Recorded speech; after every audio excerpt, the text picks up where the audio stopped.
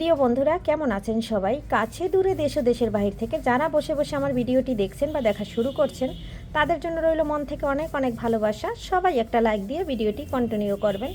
আশা করছি আপনারা বুঝতে পারছেন, আপনাদের একটা লাইক আমাকে নিয়ে যেতে পারবে নতুন নতুন বন্ধুদের কাছে। তাই একটা লাইক, একটা কমেন্ট অবশ্যই রেখে যাবেন।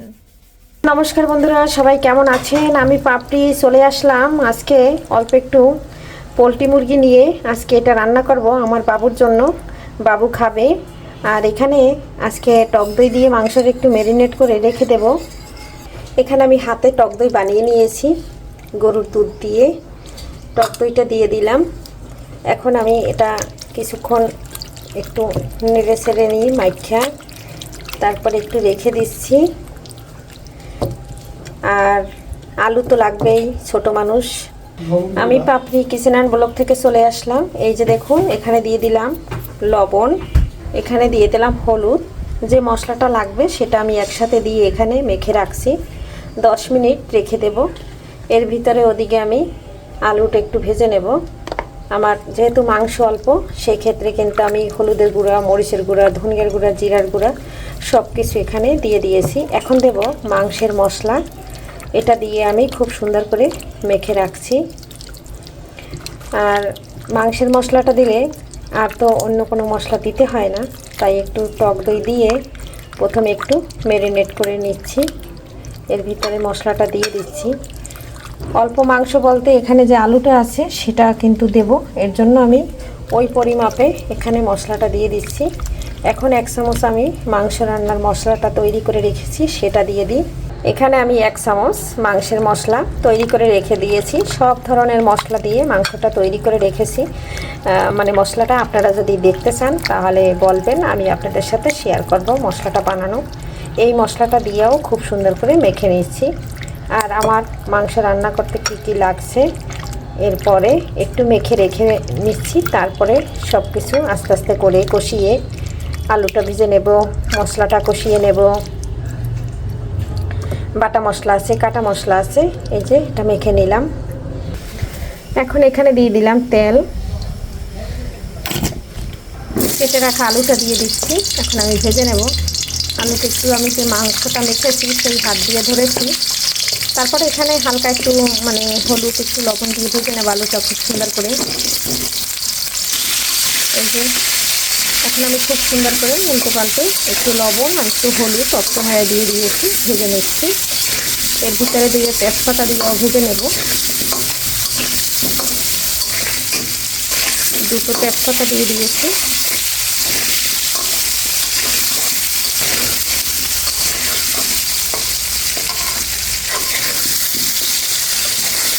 বন্ধুরা, ক্যামেরায় কীরকম দেখা যায় জানতে পারছি না, কারণ বাহিরে আজকে প্রচুর রোদ হচ্ছে। আলুটা আমি একটু নেড়ে চেড়ে ভেজে নিচ্ছি। আলুটা মোটামুটি ভাজা হয়ে গেছে। এখানে দিয়েছি আস্তা অল্প মশলা, 1 টুকরা দারচিনি, 2টো ছোটো এলাচ আর দিচ্ছি 2টো লং।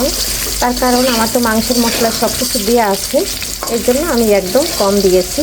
এখন এখানে দিয়ে দেবো আমি আস্তা কয়েকটা রসুন বেছে রেখেছি সেটা। এখানে বড় সাইজের একটা রসুন বেছে নিয়েছি, এটা একটু দিয়ে আলুর সাথে ভেজে নেব। এরপরে দিয়ে দেবো কুচানো পেঁয়াজ। কুচানো পেঁয়াজ দিয়ে এই আলুর মধ্যেই ভেজে নেব। বন্ধুরা, রসুনটা ভাজা ভাজা হয়ে গেছে। এখন এখানে আমি কেটে নিয়েছি কিছুটা পেঁয়াজটা ভেজে নিচ্ছি। আজকে আমি একদম অন্যভাবে মাংসটা রান্না করব। আর ওদিকে তো মাংসটা ম্যারিনেট করে রেখে দিয়েছি, এর ভিতরে মাংসটা দিয়ে কষিয়ে তারপরে রান্না করব। রসুন পেঁয়াজটা ভাজা হয়ে গেছে, আলুটা অফ ক্যামেরায় তুলে নিয়েছি। এর ভিতরে আদা রসুন পেঁয়াজ বাটাটা দিয়ে দিচ্ছি। আর এখন একটু কাঁচামরিচ দেবো। কাঁচামরিচটা নর্মালে আছে, আর এটা দিতে ছিল। 1 চামচ কাঁচামরিচ দিয়ে দিচ্ছি, কারণ একটু ঝাল খেতে আমাদের ভালো লাগে তাই।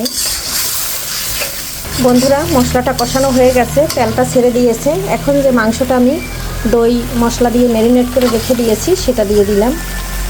এখন আমি একটু নেড়ে ছেড়ে খুব সুন্দর করে মশলার সাথে কষিয়ে নিচ্ছি। মুরগিটা ঢাকনা দিয়ে কষাবো না, এটা কিন্তু এমনিই কষিয়ে নেব। তার কারণ এটা থেকে অনেকটা জল বের হবে, যেহেতু পোলট্রি মুরগি। তাই এখন আমি কিছু সময় ঢাকনা ছাড়া কষিয়ে নিচ্ছি।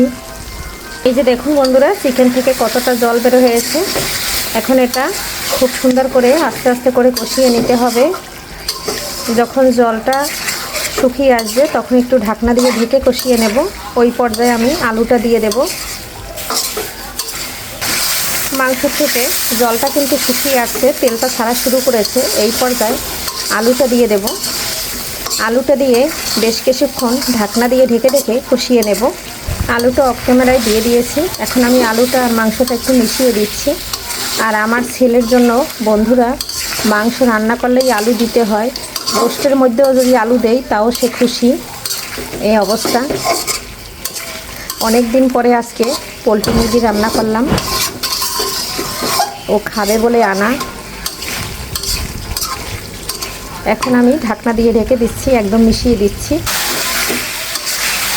বন্ধুরা, এই যে মাংস আলুটা অনেক সময় ধরে কষিয়ে নিলাম, আর এখন কিন্তু সম্পূর্ণ জলটা একদম শুকিয়ে গিয়েছে। এই যে দেখুন। আর আমি কিন্তু সেই অল্প একটু তেল দিয়েছি আলু ভাজায়, সেটা দিয়েই কিন্তু রান্না করে নিচ্ছি। বেশি তেল কিন্তু আমাদের জন্য খুবই ক্ষতিকর। আর আরেকটু আমি নেড়ে ছেড়ে কষিয়ে নিয়ে এখানে দিয়ে দেবো কিছুটা গরম জল। এই যে দেখুন, সম্পূর্ণ তেলটা কিন্তু একদম ছেড়ে দিয়েছে। এই পর্যায়ে আমি এখন জল দিয়ে দিচ্ছি, আর নাই লেগে যাবে। এখানে নিয়েছি গরম জল। গরম জলটা দিয়ে একদম 10 মিনিট রান্না করে নেব। এখানে কিন্তু আর জল দেব না, একটু মাখো মাখো ঝোল রাখবো। জলটা দেওয়ার সাথে সাথে একদম ফুটে উঠেছে। দেখুন বন্ধুরা, 10 মিনিট রান্না করার পরে এখানে দিয়ে দিলাম একটা মরিচ মাঝখান থেকে ভেঙে, আর একটা মরিচ আস্ত। এখন দিয়ে দেবো এখানে একটু গরম মশলা। তারপরে কিন্তু নামিয়ে নেওয়ার পালা। আর দেখুন আমার মাংসের কালারটা জাস্ট অসাধারণ এসেছে। এভাবে একবার হইলেও আপনারা মুরগির মাংস রান্না করে খাবেন। এটা রুটি পরোটা ভাতের সাথে দারুণ লাগে খেতে।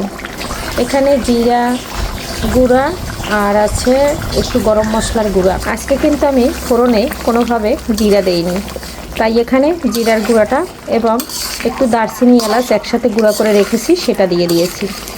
আর রান্নাটা ফাইনালি হয়ে গেছে। যেহেতু আলু আছে, ঝোলটা কিন্তু টেনে যাবে একদম।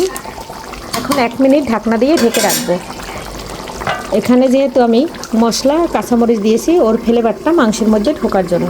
1 মিনিট পরে চলে আসলাম বন্ধুরা। ফাইনাল লুকটা দেখুন। এখন নামিয়ে নিচ্ছি বন্ধুরা। ফাইনাল লুকটা দেখুন। আর এই যে আমার রান্নাটা জাস্ট, চুলাটা অফ করে দিয়েছি আর মাংসটা নামিয়ে নিচ্ছি।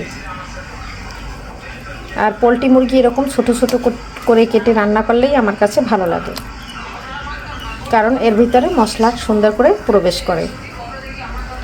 আর ছেলেও ছোট টুকরার মাংস পছন্দ করে। ও বেশি একটা খায় না, 1 টুকরা 2 টুকরা খেলেই ওর হয়ে যায়।